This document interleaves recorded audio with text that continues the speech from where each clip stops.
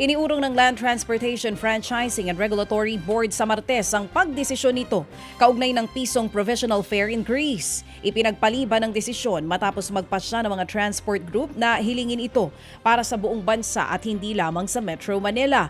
Ayon naman sa LTFRB, kailangan muna nilang kumonsulta ulit sa NEDA lalo't may epekto ito sa inflation. Umaasa naman ng mga grupo na pagbibigyan sila sa taas pasahe para makabawi sa gastusin sa pagpapakarga ng krudo.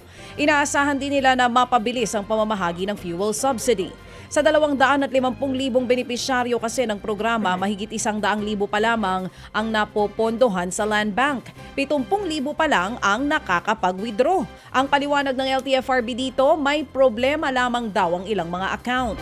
Hindi rin daw sila makapamamahagi sa mga tricycle driver at delivery rider dahil wala pang ibinibigay na listahan ang DILG at DTI.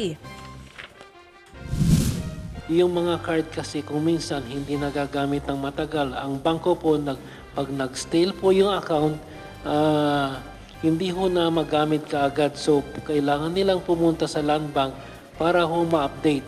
Hindi ho ibig sabihin nito, hindi nila matatanggap.